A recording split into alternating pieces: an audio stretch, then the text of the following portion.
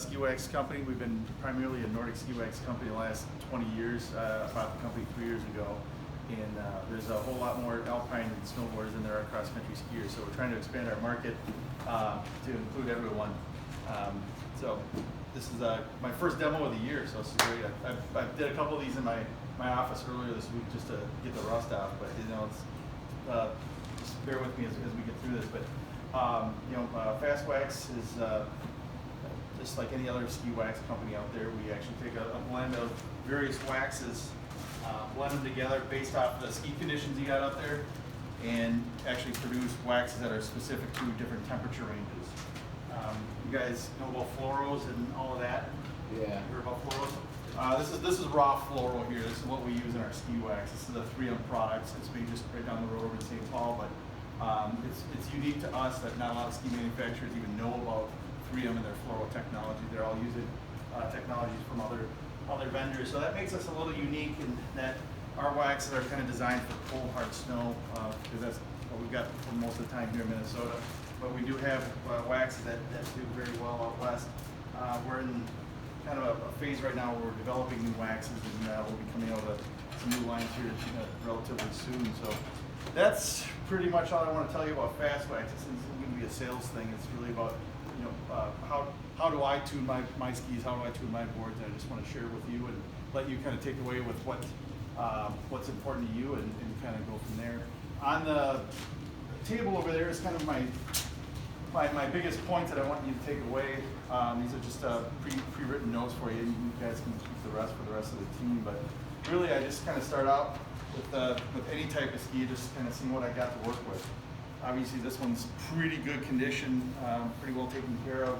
If you look at the rental board over there, you can see how ugly that can be when people really don't take after their gear or really care what they're riding on.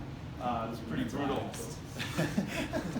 So normally what I take is take a screwdriver and scrape up the board and use P-Tex, but we won't be doing that today. We could use that one, but have you guys done P-Tex before? Do you want to see that at all? I don't know. I haven't. Yeah, that might be good for you guys to see it if you ever have to repair a hole. There's a couple of secret. P-Tex is fun and all because you get to play with fire. And who doesn't want to play with fire? So here we got this just wicked gouge right here that we'll go after. What I'll do is. You guys can come up here. So keep, ski bases are a kind of a compromise between two different technologies. So they've got multiple types of polyethylene, and if we were to use a polyethylene that has a crystalline structure to it, it means it's nice and uniform, nice and compact, nice and strong. You really wouldn't need ski wax because the polyethylene would provide a surface that's so flat the snow would have nothing to grab onto. Problem with it is it's super brittle. So you take one turn on it and all of a sudden you got 5 cracks in it and away you go. So the engineers actually introduced different sorts of polyethylene that aren't as uniform, and they call it amorphous. And that's where we start to get some of the holes and cracks in our ski wax surface or our ski base surface where that actually holds the ski wax and provides an interface for it to work with the snow. So what we're doing is we're going to be putting on some of the crystalline polyethylene through the P-Tex thing. Here we go. My stick here. And what I want to do is I'm going to clean up my surface really quick with my metal scraper, wipe it out with a rag, and then I'm going to use my torch here to light the P-Tex on fire. And then what I'm going to try to do is get the P-Tex as close to the surface of the board as possible to make sure that it doesn't smoke. I kind of starve the flame a little bit so it puts the P-Tex where I want it and not go all over the place. Because that's burning plastic. You get it on your skin, you get it on your clothes, it hurts. There's no joke, and it's on fire to boot. So you really want to make sure you're kind of ready for it when you're get to that step. So what we're going to do is we're going to look at this gouge right here, kind of clean it out so I just get good adhesion between the P-Tex and the base material.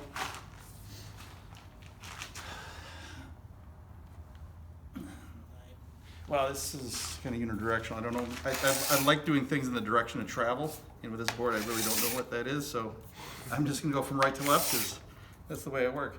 So I'm cleaning up the edges of the gouge just to make sure there's no loose material, anything hanging out there, you know, run your finger down it to make sure you're good to go. What you want to do before you get your P-Tex lit is have a way to put it out. This is my P-Tex putter outer rag.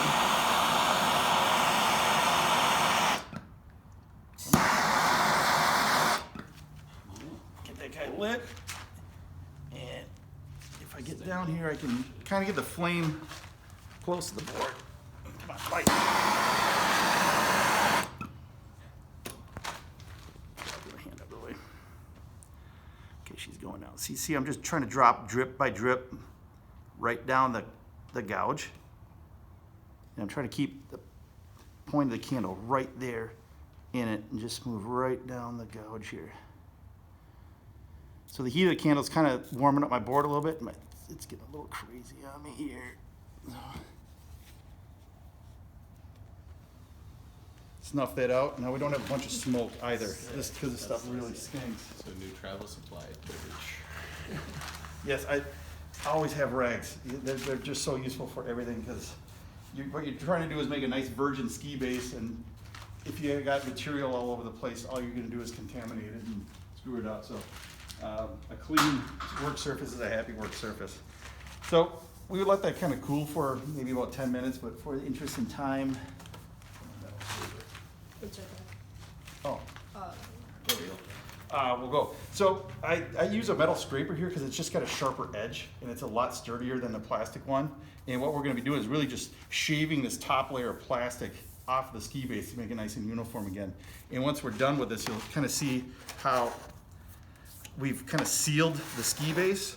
A lot of folks say that, you know, once you've applied P-Tex, that part of the ski surface will no longer accept wax because it's such a smooth, uniform surface. There's just nowhere for the wax to go.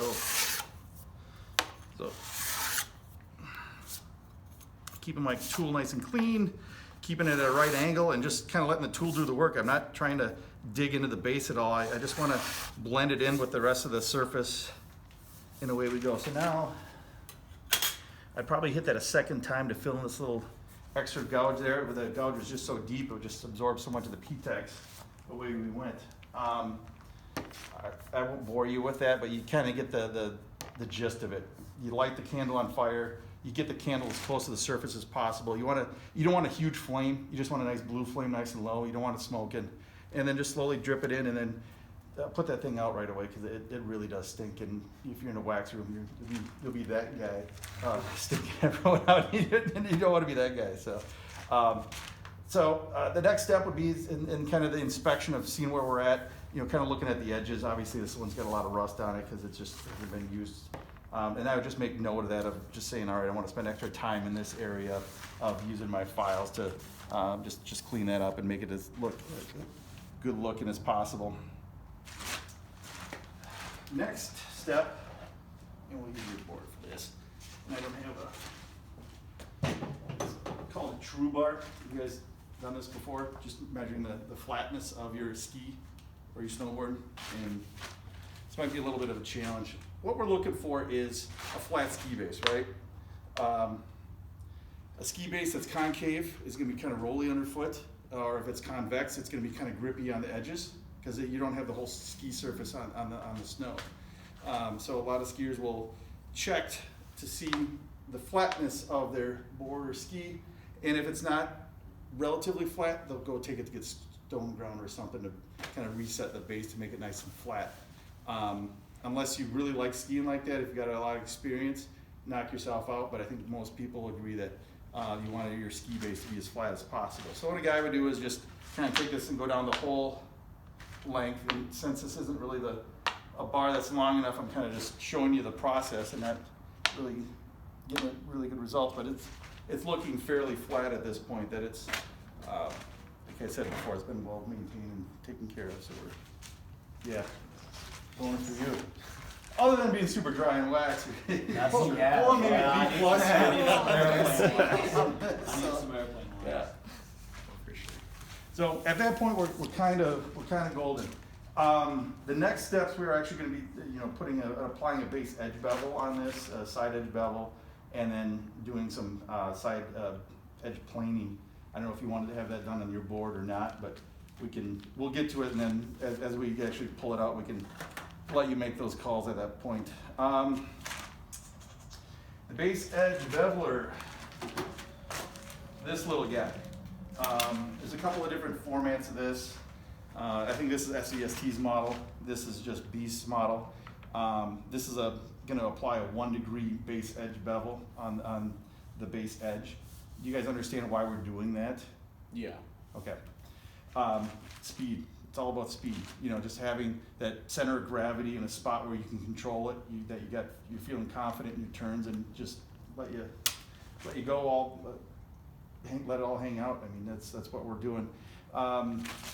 Some people, you know, really advanced people are just odd ducks. We'll take this even to like a 7 degree. I mean, that's you're really getting way over on your side before the edge kind of takes place. But these base edge bevelers will normally have a shoulder on them. It's this little groove right here. This is what you want to ride down your edge. This is how the tool is designed to work. Same deal on this guy, that it's got this plastic shoulder here that isn't going to hurt your edge. You know, its job is there just to hold the tool in place. And it's this bar on the other end that's actually helping you apply the bevel or the angle to the edge. So Beast starts to make these things, I think, in 1/2 degree increments. So if you want to have all of them, you need like 6 of these tools. So, and then since they don't put the degree angle on there, you have to write it on there with a Sharpie. So that's a little side note there. But SVST, again, really don't tell you what angle you got. So make sure you Sharpie somewhere on it what you're using, so you don't screw up your board or screw up your ski. You know, if you apply a base edge bevel and you feel like you really don't like it, you gotta go take it to get base ground again, get that kind of brought down to trying to reset it, and then you can reapply. But I don't think you want to do too much of that. So if you want to experiment with a really high angle, get a junkie board or rent one. Go do it out in the parking lot and see how you like it, and then make it their problem. So let's talk about files really quick. There's all sorts of different types of files and edge tuning techniques. This up here so we protect it. These are going to be called mill files. These are metal files. Their job is to remove metal. I mean, they're built to just haul away and just remove as much material as you want. They come in all sorts of different formats. This one happens to be a single cut because it's only got one groove in it. Some are double cut and they'll have a kind of a crisscross so they can go more directions. You can see how that there's grooves on this file. You want these grooves to kind of go against or be perpendicular to the surface that they're cutting, and maybe off just a little bit so it moves the material away from the ski base. We also have polishing stones. If you've got a huge gouge or nick in your edge, I mean, your edge is a hardened steel. Files have a hard time getting rid of that. These stones will help make short work of kind of getting those rock chips kind of brought back down into reality, and then use a metal file to kind of get it cleaned up. And then finally, we've got our polishing stones.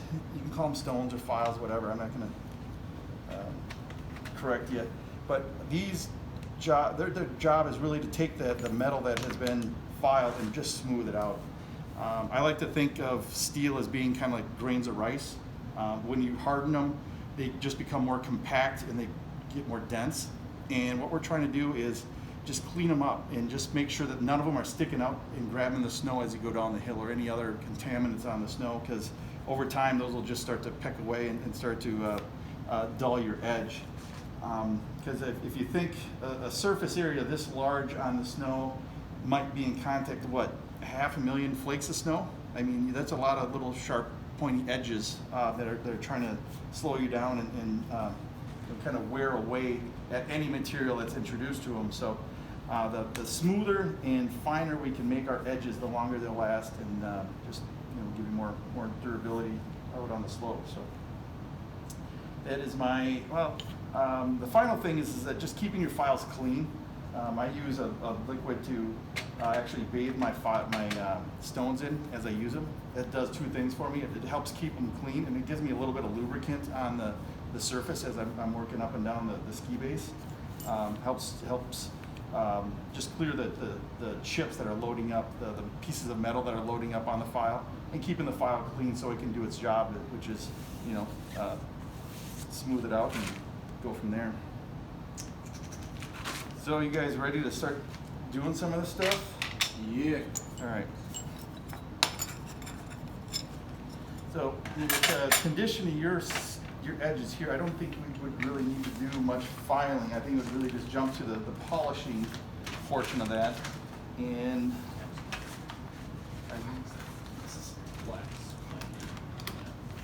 so with that, what I would do is I would take my little contraption down here, fill this guy up with this. We have 49. That's a 1 degree.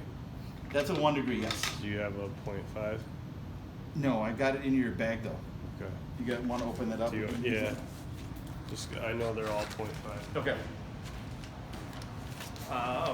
Second page, your little pamphlet here. We've kind of got some common, you know, the little doc, the picture here, the kind of the terminology I'm trying to use just to be consistent.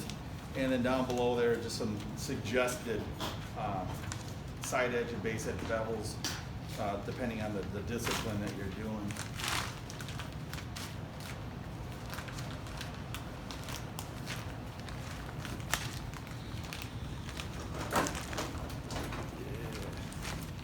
So just like Little League, first thing you do is put your name on stuff, 0.5.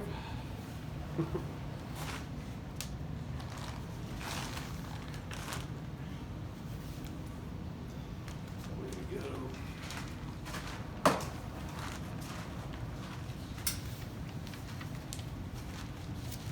And you guys know just to kind of run your fingers down this edge one way, not up it. It'll lead to cuts, but again, we're just gonna wanna make our work surface nice and clean.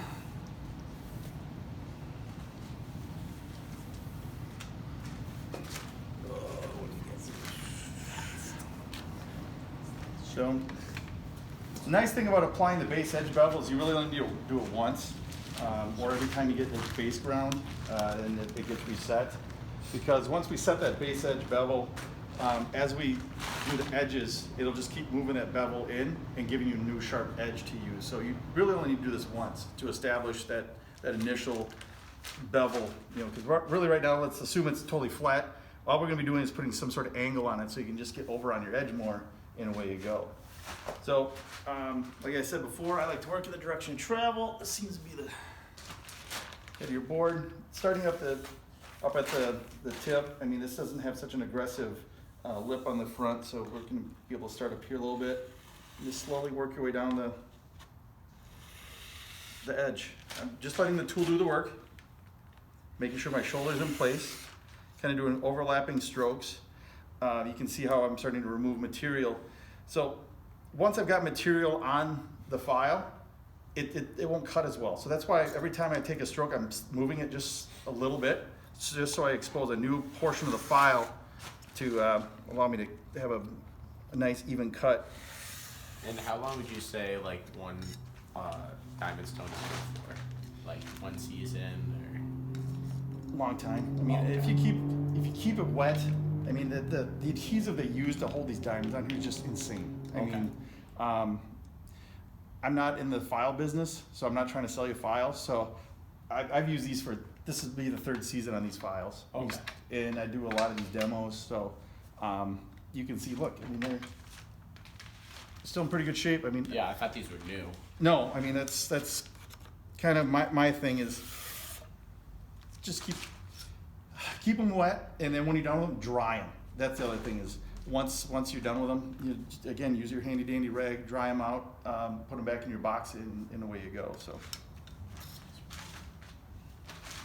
I think you guys get the step up from these files. So you got the DMT. So they're gonna be like little dots of diamond going up and down the file. So now I'm gonna turn to my first pass. I'm gonna try to do longer strokes, try to connect my areas. A lot of guys will go back and forth. you can do that.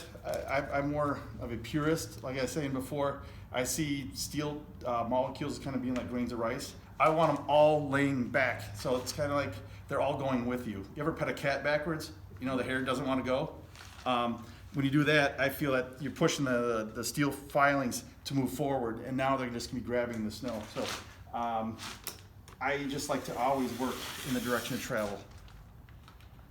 Just to make sure everything's always kind of going for you in that direction. And when you get to these areas that are a little goofy that you just can't get the file in, just use your hand. I mean, these are in pretty good shape. If you've got a lot of rust on them, you might want to spend some time cleaning up all your edges, because you know, just little things like that kind of just bring the whole board together. So this was a 100 grit Moonstone file. You'd move your 200 grit and just kind of do the same process over and over again. Just trying to make sure that keep things nice and clean.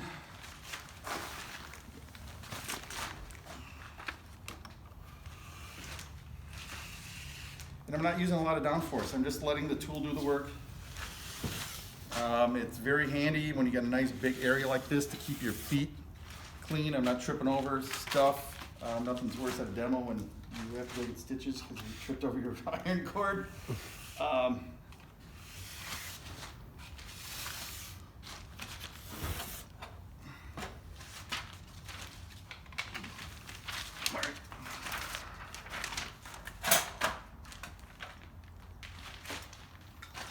And I'm just doing 2 or 3 passes. As I get to my finer stones, I'm gonna just you're just kind of listening to the sound. Is the sound nice and even?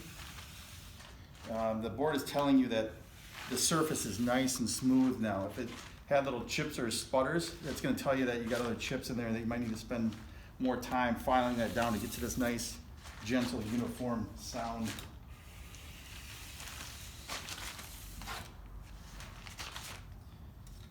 All right, you want to get real crazy, now's a good time to bust out your magnifying glass, because you can now start to look at it and see where you started from. I mean, if you see these big valleys and there's a lot of rust embedded in them, that means you got a lot of work to do. I mean, you've got a lot of material to get down, because rust is steel that has turned to a different material now. It's not going to help you. You want to get that stuff out of there and get down to your real steel again. That means you're going to spend a lot of time with your big bad boy file. But this will also help you kind of understand how many passes it takes for you to get your edges the way you want.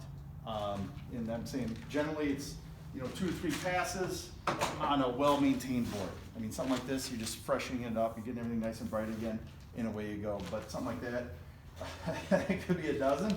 You don't know. But that's why having just these silly little tools, even I think I got even a jeweler's loop here somewhere. Yeah, here. Something like this. I mean, it's tiny. Doesn't take up much space in your bag. But if you're in a room waxing with a bunch of other teams, you're over there looking at it. They're gonna go, what do these guys know that we don't? So you might be able to mess with their minds a little bit. So, all right. So obviously we would spin the board around, or you go to the other side and do this side as well. Do you want to do this side now? I can. You want to try it? Same thing. Just the Same thing. I mean, just get the shoulder on there. sure. Got a nice clean file for you. Got some lube. And you understand why we're doing the edges right now and not after we wax? Because it like ruins. Yeah, well, yeah, we're all on this. We're trying to keep this area as smooth as possible once we're done. So it makes sense to get all your edge work done before you get there, and away you go. Yeah. So just Watch and take it.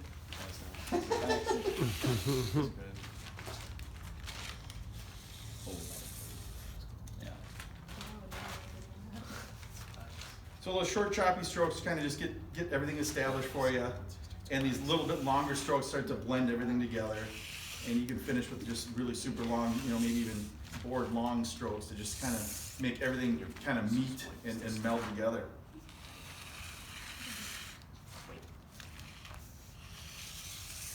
And it's all about getting that little shoulder to ride the edge of the board. Once you got that kind of locked in your process, you're golden, and away you go. Yeah. Full board. Yeah, nice. The full pull. Yeah.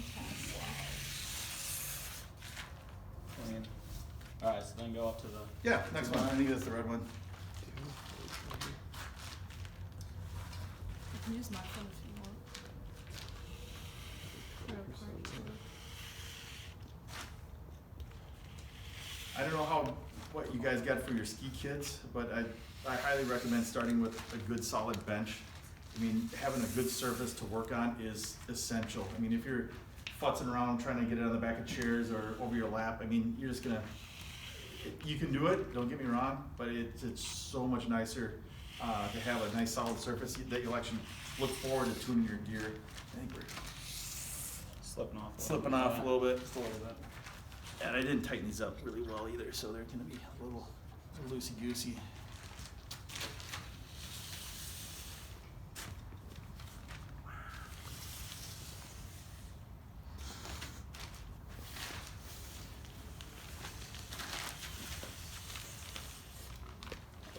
But as you can see, you're only doing this once, so it really pays to do a good job, get that base edge bevel Right. applied, because you just never need to come back to it.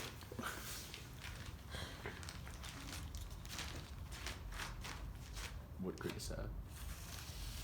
I think that's a 400, so This is a 400, yeah, the yellow 400. these are another brand, but I don't like them much because look, what grid is that? I don't know. Exactly. I don't either. No, I think that's a 600. It looks really fine. Yeah, I think these go 200s. This is a 120. This is a 200. Yeah, this is a 400. And so that must be a 6. Yeah. So if you're looking for the ultimate baby butt, you can then move to this guy Oh, yeah. and get a 600 grit. Move him up a little bit. Get me out to the races. Alright, well, that's all three. All right. And that's pretty much the process of just establishing your base edge bevel. I mean, it's pretty simple, straightforward. The next step that I don't think you guys probably would do much with is, it may be what, I don't know. What this is it's a side edge wall planer. So if you've got if your edge is only like exposed by this much on your sidewall and you're trying to put a deep angle on it, your file's just gonna race down the side of your board, loading up the file with fiberglass or whatever the top coat's made out of. This guy's job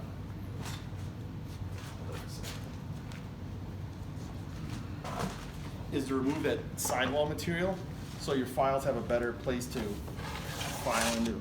So what I'm doing is just removing the sidewall material here. Normally, I would mark this up with a marker so you could actually see the material being removed. So now when I use, so I've taped my surfaces in the off season so they don't get all dinged up because these are the surfaces that go on my nice shiny bases. So now when I put my file in here, the file can be at an angle that actually can do its job. Otherwise, if it's fighting the sidewall, it might not get in contact with the edge, and you're not putting the edge angle on it you thought you were. So I don't know if, yeah, you probably don't. You get a nice angled sidewall. With these flat sidewalls like this, you really need to have one of these. I think we threw one of these into your kit. So Awesome. I think you got one of those in there. Probably. Yeah, I think Lou does. So I feel like it's one of those ones.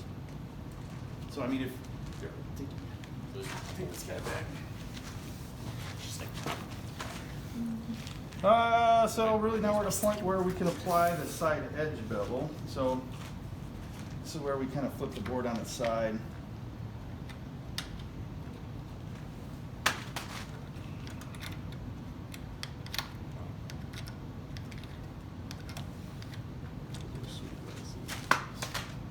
Only thing with these types of vices, you always want to have your base on the nice safe side. You want the clamps to hit the top sheet, not the bottom. So you may have to move around your bench here to get to the right position to do your edges. But So with this, we've kind of got two different technologies we can use. You might be familiar with the old clamp. This is, I like this a lot because it's, as we were talking about earlier, we always want to move the file around. And with this type of technology, I see just rotating it a little bit, it gets me a new part of the file to use, so I don't have to undo the thread on this guy or the nut to loosen it up and move it around. But this is the tool you guys got. We'll show you that how that's going to work. But it also has the advantage of providing you more surface area to use with your file. So you're going to be doing a lot more cutting with least amount of effort. So you want to get it in there, but you don't want it to be like only the hull can get it undone because it will do that for you.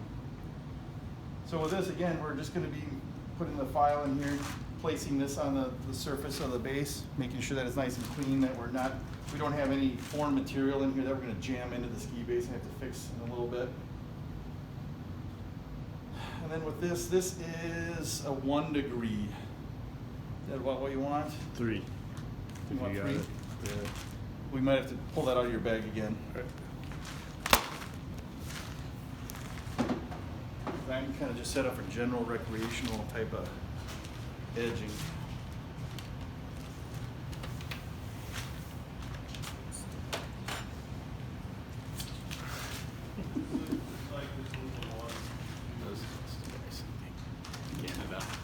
Did you want it 3 or? What they do is they give us. I do that. Check it out. If it's the right one, I think I've got a 1 right now. Yeah, this is a 1. Okay. Should we just use the spare board for this then? Yeah, maybe. Do that again.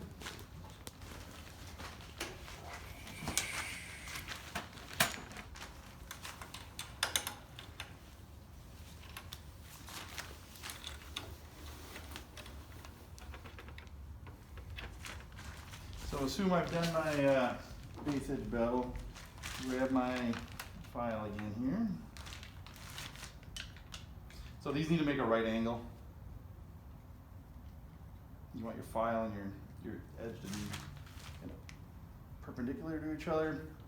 And like we were doing before, starting at the tip of the board, I've just kind of got my thumb on the back to just make sure that the surface is riding the bottom of the board nice, giving it some pressure, not too much, and just rolling it down the board. Undoing a little bit, moving my file just slightly so I get new exposed file, and just keep going up and down, flip my file around so I can use the other side as well.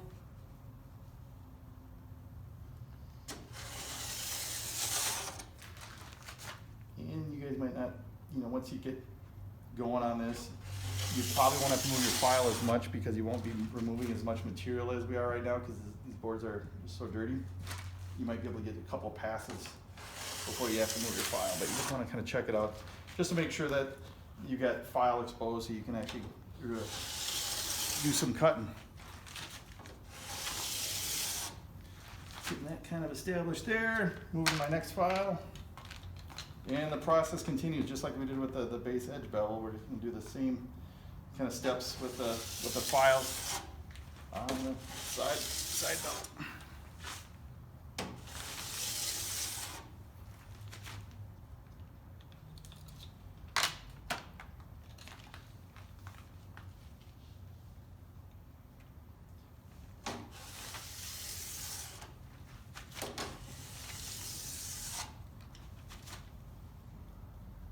Exciting stuff, huh? So, I know a couple guys out there got automatic sanders and stuff like that, and those are great. But I feel that just doing this by hand gives you a little more control over how much you want to, take material off your edge. If you got a big nick up here, a power tool can get you into trouble really fast. When you're doing it by hand, yeah, it's a little slower, but you've got a lot more control over what you're doing, and you can really control the output. So that's pretty much your side edge bevel. I mean, that's really all we're doing is just using a different tool to, you know, remove the base or the edge material. And since we don't have the right one, we don't want to do that on yours.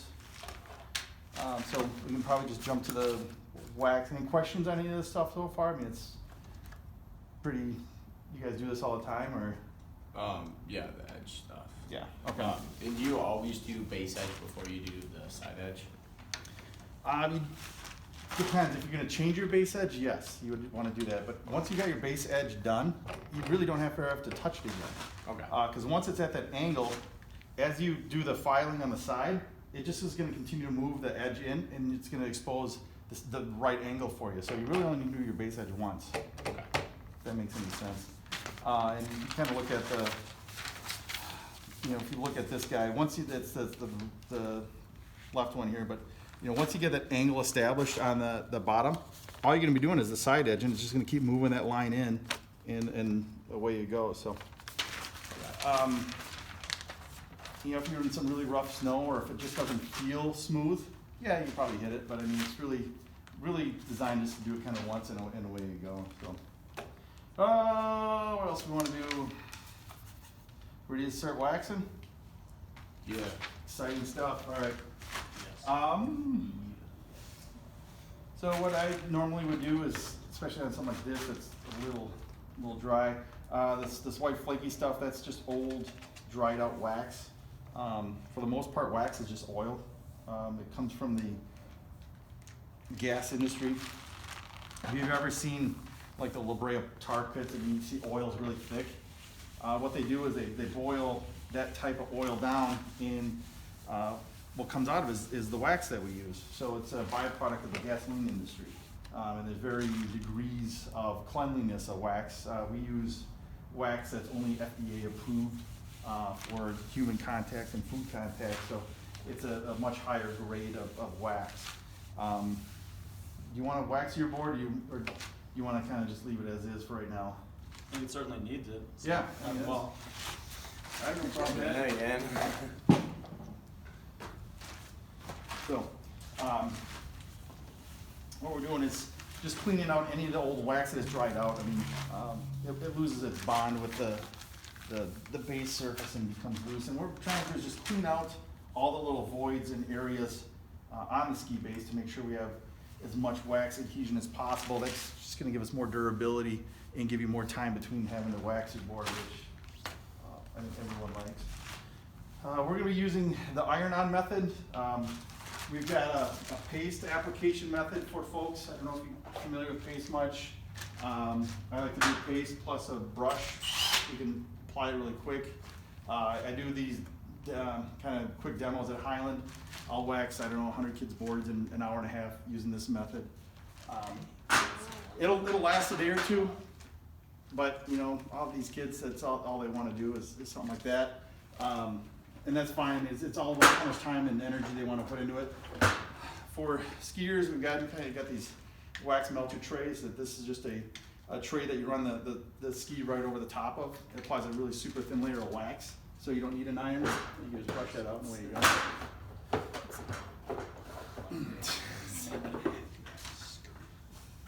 But for today, we're going to be using the old iron method, which is probably the best method of application, because we're actually heating up the ski base and allowing the atoms in the ski base to kind of expand a little bit, allowing us to get more wax deeper into it, and again giving us more durability, more time between having the wax.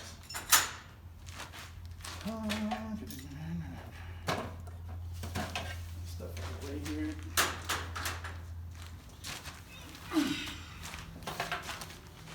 Set up the right way again here.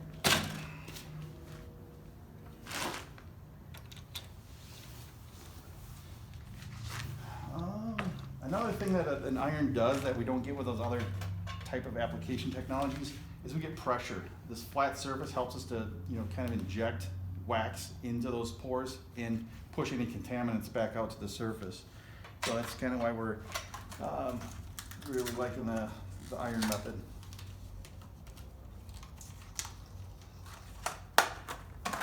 So what I would do is make sure my file's nice, or my brush is nice and clean. You guys got a set of brushes? Yeah. Okay. We use I'm gonna just call it a hard, medium, and soft. I mean, that's kind of, this is a stainless steel brush, we've got a horsehair brush, then we've got a nylon brush. The stainless steel brush, or the stiff brush, his job is to get into the structure of your base and to sweep the wax out of it, to get any loose wax removed, so we just reset the base to accept new wax. Horsehair brush is kind of clean out any leftover wax after we've scraped out of the structure, and then the nylon brush is there to polish it. Its job is to kind of heat up the base again and to kind of melt the wax so we get a nice even surface all the way down the surface of the ski. So we'll start here with the stiffer brush, and since we saw a little bit of white powder on here, we're expecting to see some white powder come out. Again, I'm always working in the direction of travel.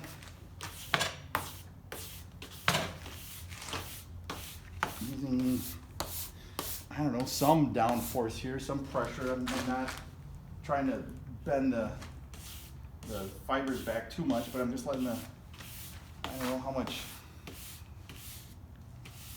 I don't know. I couldn't crack an egg right now, that's for sure, but I want to make sure that my brush gets nice and good contact with the surface of the ski base. Again, wipe it down, get all this junk off of there. And then we will get to our iron. My iron's been plugged in. I use a digital iron because I do this all the time, but household irons work just fine as well. This is what you got. All I do is recommend you start at a medium and work your way up.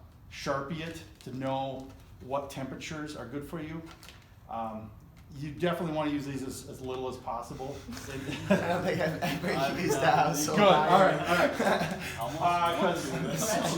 Because once you wax with a household iron, it is now a wax iron. You don't want mom to go do the doilies with this because they're going to come out all sorts of different colors. Yeah, I think you got Toco iron, I got Toco iron, these are all great irons to use because they're kind of purpose built for us. What we've done, or what I've done to my iron here is I've done a little modification to the sole plate here. I kind of rounded off the back edge. What that does is after I drip my wax on, it gives me a little area to run over those drips and gives me a surface to melt them. It makes it a lot easier going down the surface of the ski. The front of our waxes, like most waxes, they're gonna have an iron temperature on here. This is gonna be roughly 5 to 10 degrees above the melt point of the wax, and that's kind of the area you're looking for. I know I get a lot of folks complaining about, oh, wax is so expensive, and yes it is, but if you use it the right way and melt it at the right temperature, you don't have to use that much of it. Well, we'll see here. So, at this point, what I would do is hold the iron at the tip of the board, kind of at an angle. What I'm trying to do is melt the wax, so it falls down the edges of the iron and meets at this point. And then all I really want to do is just draw the wax onto the board. I'm trying to leave my wax in the same spot, and I'm just sliding my iron across the face of the wax.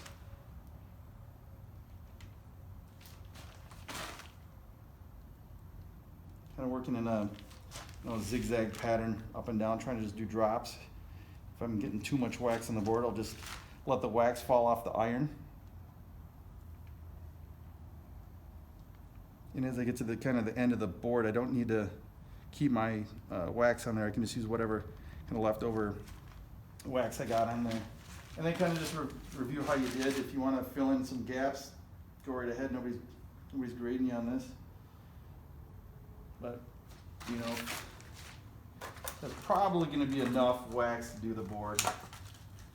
And if you look at, what I started with and what I ended up with, just,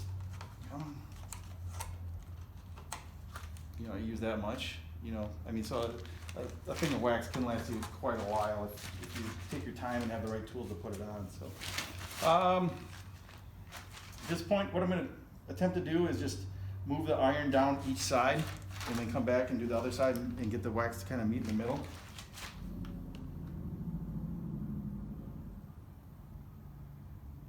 knowing like a Nordic or a cross-country ski, I'm gonna have a lot more, it's a lot skinnier of a surface.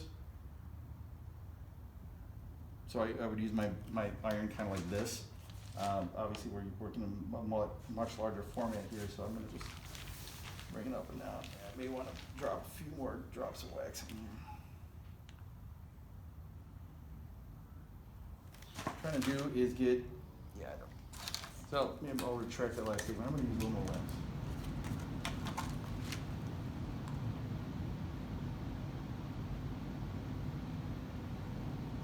Just so you get good coverage down the edges.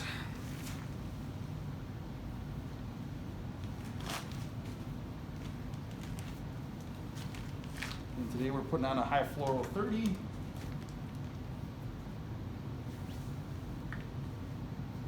And I'm just trying to move my iron as fast as possible, but still trying to have a trail of hot wax, maybe about an inch or two behind the iron. You can kind of see as I move a little bit of liquid behind the iron. And do you ever put on base conditioner? Or does that Oh, sure. So base conditioner's job is it's a really low temperature wax, so it melts very easily. Its job is to really get deep into the ski base and kind of dry up and create an anchor point for you. And then allow the other top layers of wax to adhere to that and just hold stronger to that wax, because it's it'll melt a little bit when you start to put that second layer of wax on there, and they'll kind of mix together and bond. So when Nordic guys go out and do their cross-country ski marathons, they're going to go ski like 55 kilometers. So they're going to want to make sure that their skis are as efficient as possible for the longest period of time, and that's where you kind of get into the hot boxing and those base prep technologies. And they'll build up kind of a sandwich of ski waxes on top of that to just give them the durability and the speed that they want over that long trail.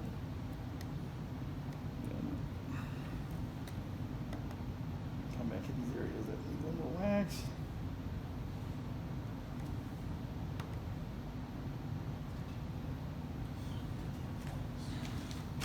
Yeah,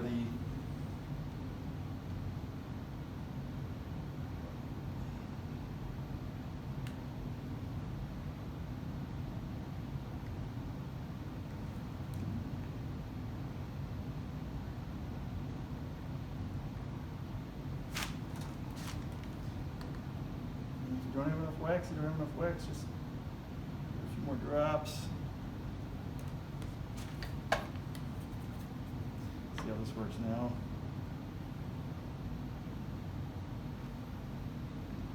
See, it makes it a lot easier to do that when you got that little angle to get your iron up and over the tops of those drops of wax, and then also the base plates here are kind of giving me a little bit of a heat sink problem where they're just absorbing a lot of the heat, not let me heat up the wax so much. So then we got this little spot here. We call it good.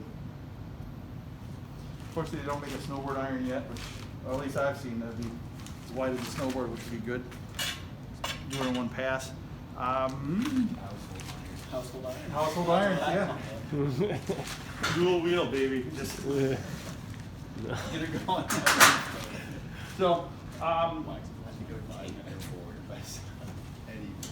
we'd recommend letting your board kind of dry now for like a half an hour. You guys have all seen the cutaways of what inside skis look like. I mean, it's a sandwich of all sorts of different materials, right? These materials absorb and shed heat at different rates. So if it was 0 degrees outside right now, when we took our hot board, threw it outside, you're going to put a lot of undue stress on the internal components as they shrink up. It won't hurt the wax much, but you could help some of the adhesives inside start to shear and break, and you're just going to lower the life of your equipment. So if you got time, let it cool down naturally. You're going to get the best longevity out of your equipment at that point in time. But since we probably don't want to hang out for half an hour, we'll keep moving here. This will be more of kind of a hot wax. What I'm going to do is I'm going to sharpen my scraper. I want to have a nice right angle on the bottom of my scraper. It's just going to make it a lot easier for me to pull this wax off the surface of the board. And also, well, we can start with the edges, just get that stuff off of there while it's still dry, or it's still kind of wet.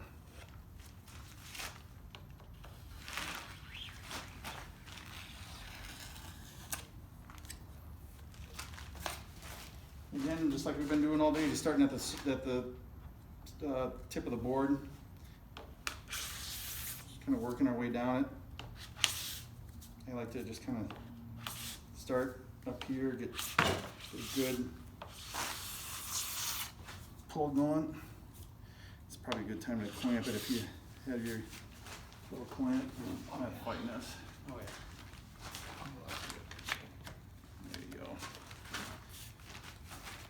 And then your rag's your friend. Just keep your work surface nice and clean, and just keep kind of feathering it in the meat.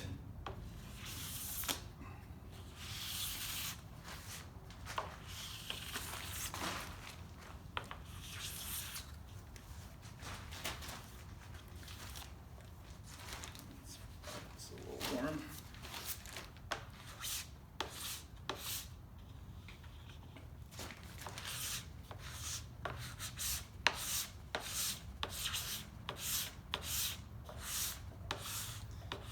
Get my thumbs behind it. I'm providing decent pressure just so the scraper doesn't deflect at all, so I keep that nice edge, keep it nice and uniform. This was scraped a little early. This was not done drying over here yet, so that's where we're got that little spot.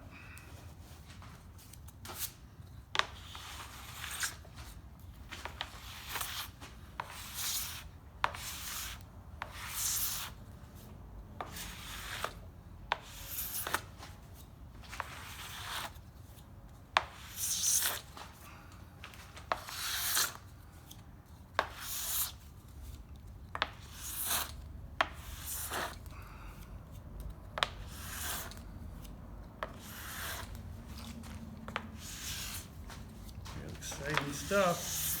See why they've developed robots to do this, right? Wintersteiger machines and all that. So, keep cleaning your board as you go. You kind of just do this initial pass. We'll come back and clean it up a little bit, then we'll get to our brushes and start brushing. So what we'll do We'll is, move the clamp. yeah, what did you say? That'll work. Let's do that.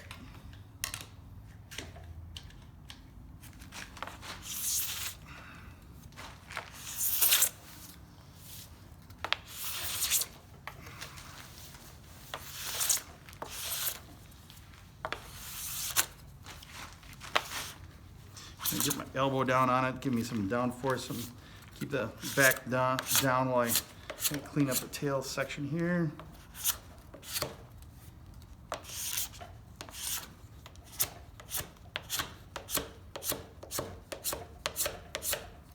One thing I didn't talk about with the edges is detuning. You guys do much detuning of your edges after you get them sharpened up? Yeah, with gummy stones. Yeah, gummy stones and all that. I think you got one of your kit there now as well. So.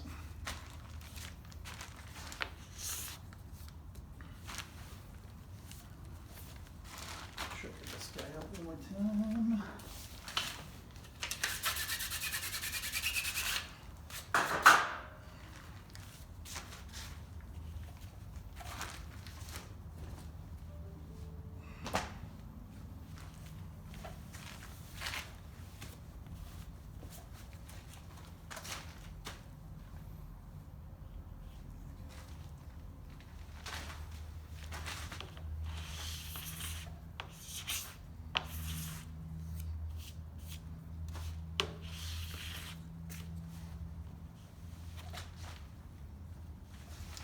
Questions or thoughts from you guys? I would say kind of note how much wax you use because you guys tend to way over wax. I think we've gotten better once we start doing the chalk method. Yeah. I feel like that easier, so that way you can see how much wax is Yeah. all there. But yeah, when I was gripping, I was putting on way too much. Yeah. And it's all practice. You're just getting out and doing it. And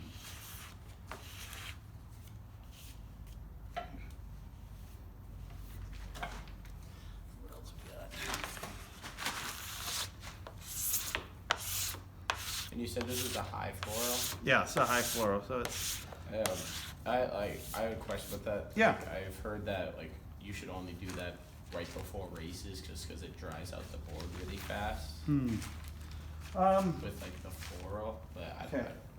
Well, floral's an additive. It doesn't blend with the wax. It's suspended in the wax. So the wax is really just an adhesive to keep the floral on the board. And floral molecules are super small. I mean, they're very small atoms. You know, chain of 8 of them, 9 of them. I mean, they're pretty tiny. So once they get mixed into the wax, they just go everywhere. And I just don't know how they would dry out the board, because I mean the wax is there to keep the board, you know, you want to use the word hydrated. I mean it's the oils in the wax that kind of keep the polyethylene happy, so it doesn't react to UV or any other type of contaminants like that. But you know, I think fluoros are under the eye of the EPA right now. They're really looking at banning them. They have banned quite a few of them, and they will continue to do so. So us as ski wax manufacturers, we're constantly looking at what's the technology beyond fluoros when that happens, so we can still remain fast out there and have a fun time when we're out skiing. So. And why are they banning it? They're a really good molecule. They don't break down. They don't react with anybody. You know, you take hydrogen and oxygen, you get water. Well, you take fluoro and other molecules, they don't do anything. So once we make them, they never go away. And they're showing up more and more in the water supplies and in areas. So I wouldn't recommend drinking out of Lake Buck over there, because I'm sure that's got a pretty decent amount of fluoros in it. Or, you know, that's kind of what the direction they're going. If they've, I think I was on a meeting that they've developed over 1,200 different types of fluoros. And in reality, we only use 600 of them in real life, but the EPA has banned about 120 of them. They're now on the insides of pizza boxes. They're now getting sprayed on this and that, and they're just overusing them. Because I mean, it's Gore-Tex. That's a fluoro technology. Stainmaster in your carpet. That's another fluoro technology. So this stuff is everywhere. But the EPA sees since we're using it on the base of a ski, that when it falls off, it goes directly into the environment and then into the water system. That's one of the things that they're going after real quickly to try to limit that. So next thing I'm gonna do is just kind of move on to my horsehair brush and just start brushing. Let's get wet.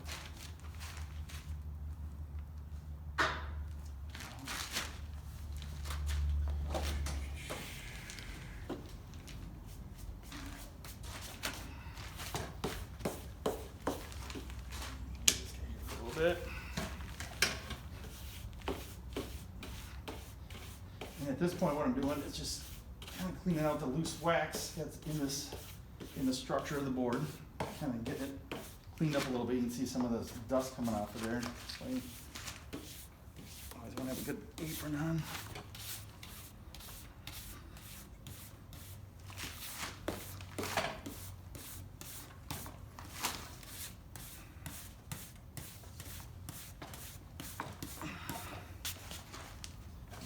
Wipe down will get us to a point where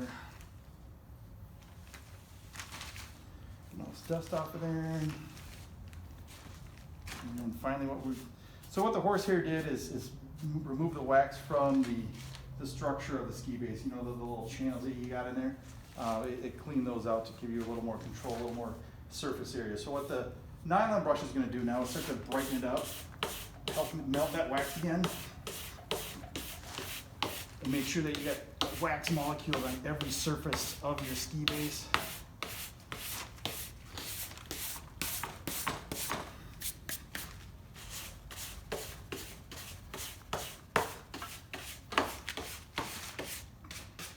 Kind of clean it out from time to time just so I get a fresh brush to use.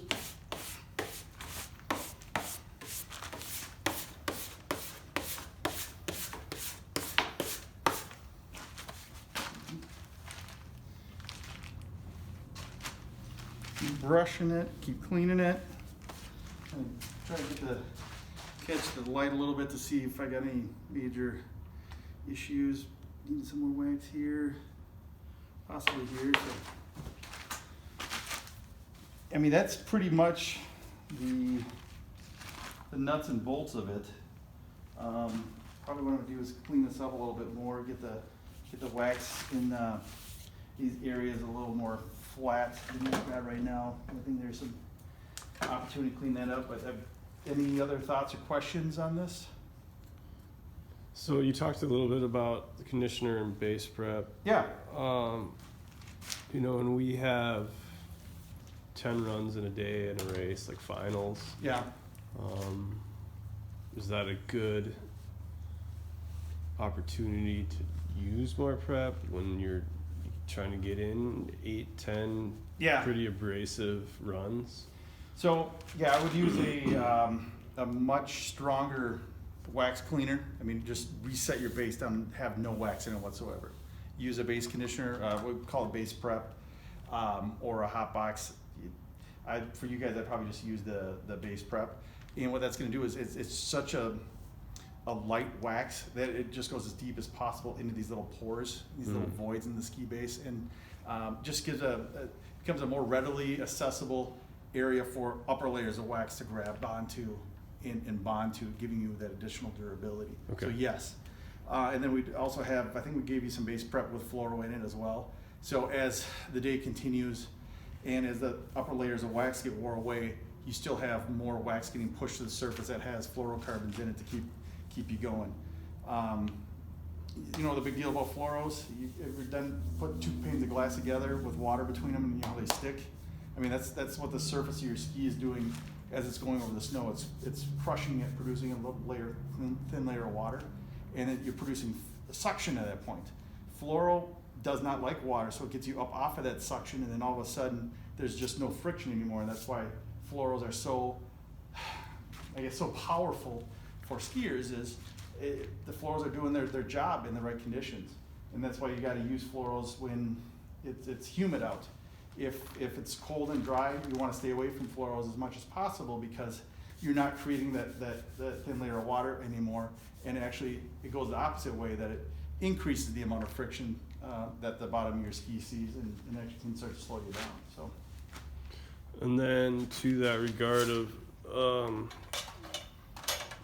temperature change throughout the day, we've done a lot of like blending waxes. Do you suggest blending over layering? Nordic guys, they love layering. I mean, that's all they do. For the Birkie, they'll be skiing for 4 hours straight. So they'll start with a cold layer of wax on top of a warmer layer of wax, and halfway through the race, the top layer is gone, and now they're starting to expose that bottom layer of wax. You know, it's not a defining line. I mean, it's not going to be like, oh, all of a sudden I just changed waxes. They start to blend a little bit in that middle layer, and as it gets past that, you start to get to the true wax that you put on. But multiple layer waxes is always a good thing for durability and making sure that you've got you know, the best surface available to you, especially if you're into racing and that kind of stuff. It really comes down to just your prep, and just a single layer of wax most of the time may not cut it. So, you know, I just did that whole process and thrown on another layer of wax here to make sure that every, you know, square centimeter of this board has the right surface on it for a day of racing.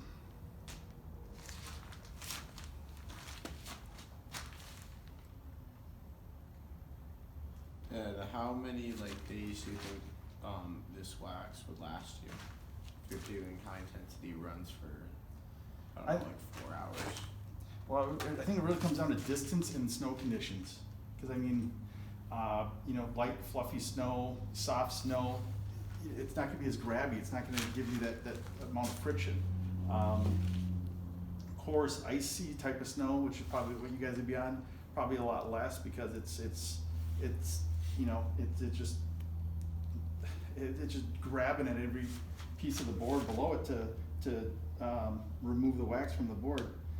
So that's a difficult question to answer because there's many factors in it, but you know, with like the Copper Mountain kind of conditions of supposed to be what, like wet and warm. Probably, yeah. And this wax, what would you think? At least a day or two. I mean, that's where keeping notes is such a huge thing. I mean, a lot of Nordic skiers have these notebooks of what their setup was and how their performance was, what they liked, what they didn't like, so they can change it next time.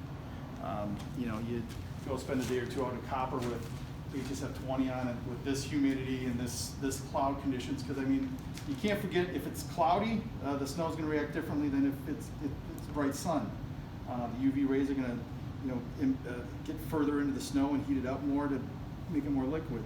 So you kind of got to look at the conditions that you're in, how your equipment was set up, and then learn from it so you can adjust for next time.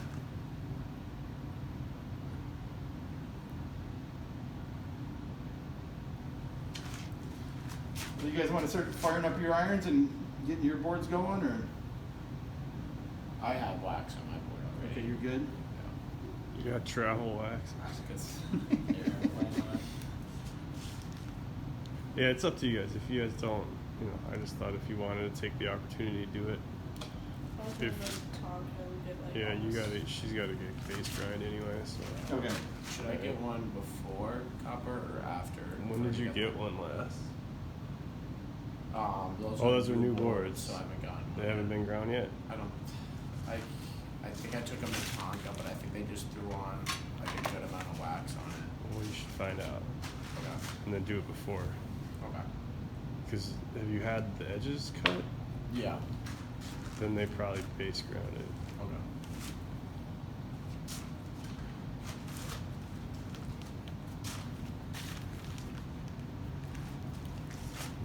What's your opinion on hot scraping? It's a great way to clean. Use it just a cheap wax, or you know, we all have wax in our boxes that I don't know what this is. You know, makes a great base cleaner. I mean, just get it on there. Like I said, it will help. If you do it nice and slow, it'll help warm up the wax below. Any contaminants that are light enough will just help float to the top. At hot scrape, you can just take it right off right away, and away you go. Hot scrape plus, you know, a base cleaner. I mean, you've pretty much got everything removed from the bottom of your board that give you a reset it so you can put on whatever wax you want, and you go from there, and you know you don't have any other types of old waxes floating around. I think that's more of a issue with the high school Nordic teams, that they can't use florals during the season, but they can use them at the race time at the end of the season. So they have to, you know, make sure that they don't have florals for the next season on their stuff. So. How often would you recommend hot scraping? Just like once a month, or after like a dirty, or you're gonna, okay, the conditions totally changed at Copper with 30, and then I'm gonna go back to Buck where it's, you know, 0. I mean, let's get all that hot. I mean, one of the biggest problems people do is they put a warm weather wax because we're going out to Colorado for spring break, and then they're done skiing and they got a 40-degree wax on, and then, oh, I'm gonna go skiing over, you know, Thanksgiving, and it's -5. A warm weather wax is very soft, and when that soft wax hits that crusty, gnarly, hard snow, it doesn't, you don't move. So if you've got a guess on your wax, always guess colder, because a cold weather wax will work fine on warm snow. A warm wax on cold snow is a disaster. You never want to go that direction. So I would say that hot wax or hot scrape, when you'd be doing a massive change between your waxes, going from hot to cold or something like that.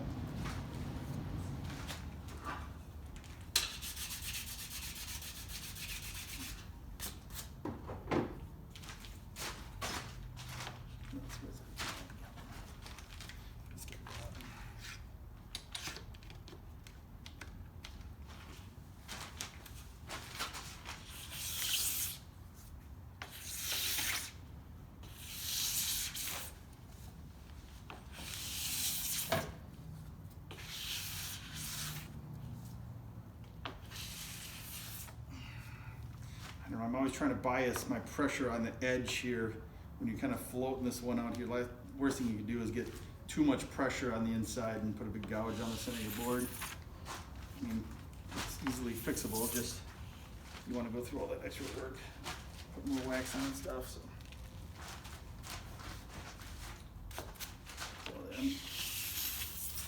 much happier with this second coat. The board was thirsty, it really pulled a lot of that initial stuff in. Nice spot. How cool did you do? And keep sharpening it.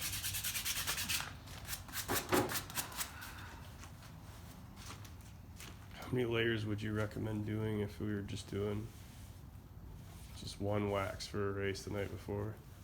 At least 2. I mean, and scrape and maybe just after your first layer, scrape and then wire brush it. Kind of kick up the base again, and then what we're doing is just opening the base so I can put that second layer in and just get deeper in and just fill in the voids that didn't get hit the first time, and then go through the whole spiel of the horsehair and then the nylon below it, and then away you go. And for those 2 layers, would you give it like the full 30 minutes in between to cool down and scrape? At or- least, yeah. Okay. Just if you were adults, I'd say have a beer or a glass of wine, but since maybe a Gatorade or energy drink.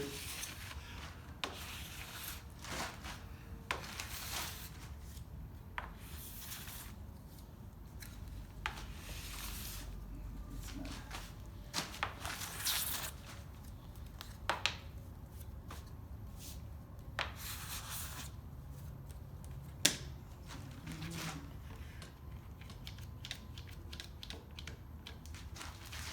So is Copper Mountain the big one that you do most of your training at, or that they just have the best facilities for?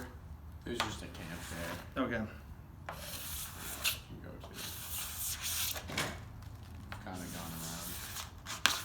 Does every major ski hill in Colorado have some sort of camp, and that's just the one you guys like the most, or? Probably the best early season, at least for this year. Last year we went somewhere else. Mm. Gotta follow the snow. Yeah. Hey, long I know, That was so tight. they're probably sad. They're like, oh yeah, we can take down half this mountain for you. So it's half that. Okay. Nice. Like, so when you know, it's like, okay. 2020 hopeful.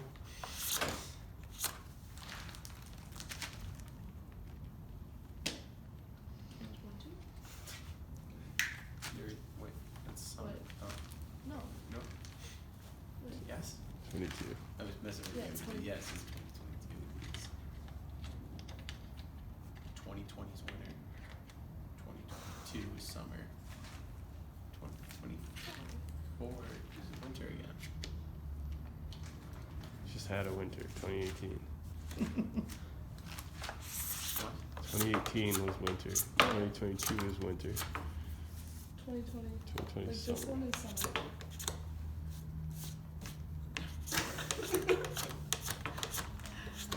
Then why is Robbie talking all about this hopeful stuff? I thought it was this year. So we still Robbie's just capping. Scott died. He's just capping. When you do all this fundraising stuff then? So he can do it In 2 years? yeah, right. It's like he's gonna start early. A lot of stuff could happen. Better have more money than less. I thought I was going crazy.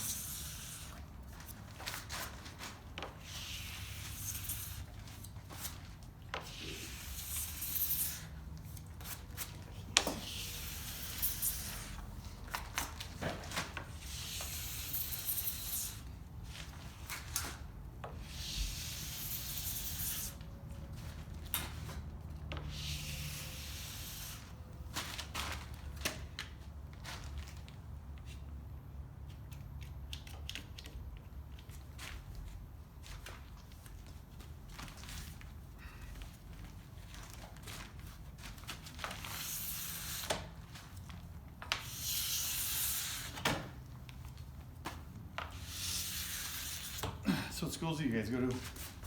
Edina. Eden Prairie. Vanilla. Okay. Tough loss for that football team of yours. Yeah, we're done. First time since what, 2004 you're not in the state tournament? 2004. Yeah, that's good employer, then you should have any.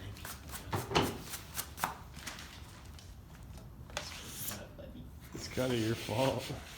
It's kind of. I was like, that's why you. Like, Should've put you on I JV. can say should have let me play. Maybe I would have stayed and helped. We got you to the bank. You would have been like, I could have brought.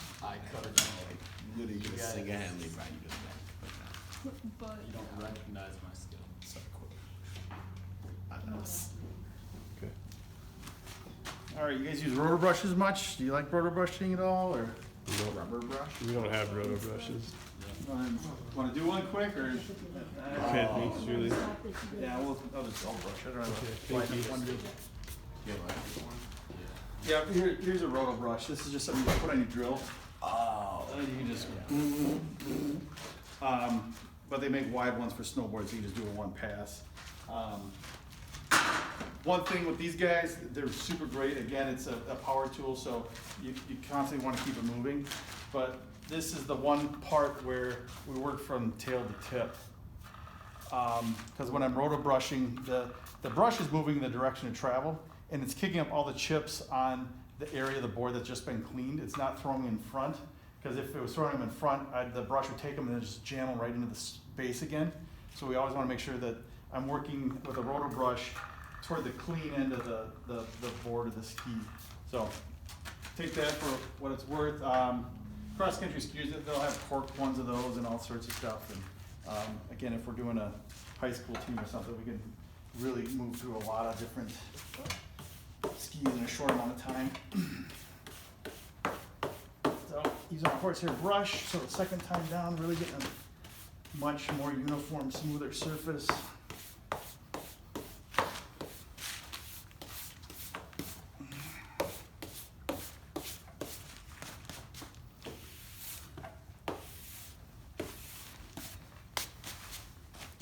And then finish up with my nylon brush. Let's get this.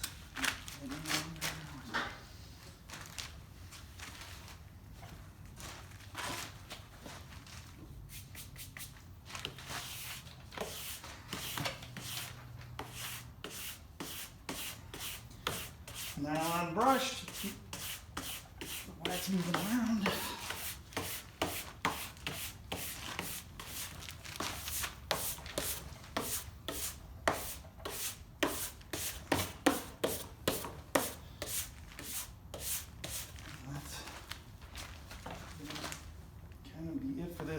One of the things we're always saying is, shiny skis are fast skis, so you're always looking to have some sort of gloss, shininess on the bottom of the ski. Just helps you show that it's been, wax has been applied to every nook and cranny. I got a few spots I could continue to clean up here if I want. I see I've got a little area of light wax here. I've got this little goofy spot here. I think that just. And for spots like that, you just cork it in, or would you? Yeah, you can cork them in, just generate a little bit of heat, spread it around a little bit. I think you guys got a bunch of these. These are these artificial cork blocks. They'll work well. We've also got a couple of speed blocks for you, which are blocks with felt on the bottom of them. Helps you generate heat, and also kind of like a half-ass horsehair brush where it helps you push the wax around, push it where you want it. Works really well with paste waxes. And that could be another thing that you guys could look at is we do have quite a few different paste wax technologies that throughout the day as temperatures change, throwing some paste wax on top of your hard wax is totally okay thing to do, especially if you're only gonna be doing a couple of races and it may have warmed up a little bit and you want just a higher temperature wax on top. You can easily put that on there and go from there. Because those waxes don't last as long. They just, without the heat of the iron getting it absorbed into the bottom of the base, it just sits in the wax that's already there. So you can get 5-6 runs out of that in your kind of conditions and know that your base is back to where it was before you put the paste wax on. So. Okay, and then I was gonna ask about overlays too. Sure. You like a pure 100% floral overlay? Yeah, that's what we have. Okay. We have some of that. So the overlays are, like I said earlier, floral really doesn't melt into the wax and become a new molecule. It's just kind of suspended in the wax. So having a good couple layers of wax below an overlay is essential. And I don't know if you've got a crayon method or a powder that you put on, but again, just make sure that you get enough of it on there. Use, this is it's an old one, I'll clean it up, but a felt pad like this to just move it around where you want it so you get a nice uniform application, and then hit it with the iron. Just make sure that you use the iron temperature specified by the overlay that you want. You don't want to get your iron too hot. Again, that's where having a digital iron is essential. If you see sparks, you probably know all this stuff, but I mean, if you see sparks doing fluoros, that means your iron's way too hot, and the fluoros are sublimating, that they're turning from going from their physical form through a liquid to a gas really quickly. And when you see sparkles, yeah, you're basically burning your expensive fluoros that you just spent a lot of money on. So, you know, back the temperature off quite a bit there, and go from try a different temp. But floral overlays are going to become harder and harder to find. So if you got something you like, load up. Because again, most of the ski wax manufacturers are realizing that we're classified as a chemical manufacturer, and we've got a lot of paperwork to do, and we didn't realize that because we just want to make ski wax. But so now the government's making us do a lot of extra record keeping, and we're realizing that, hey, some of these flows have not been approved by the EPA for use for this type of use, and we don't have the money to go spend to get that approval from them. So I think there's gonna be a lot of florals that'll probably just disappear, and we're all just kind of rushing to see what the next big thing will be. And in our case, we're looking at all essential oils and just more natural types of ingredients to not have this problem in the future, to just be done with it once and for all, and know that we're not, you know, we enjoy our sport, we don't want to pollute the environment at all. So just find something we can use forever.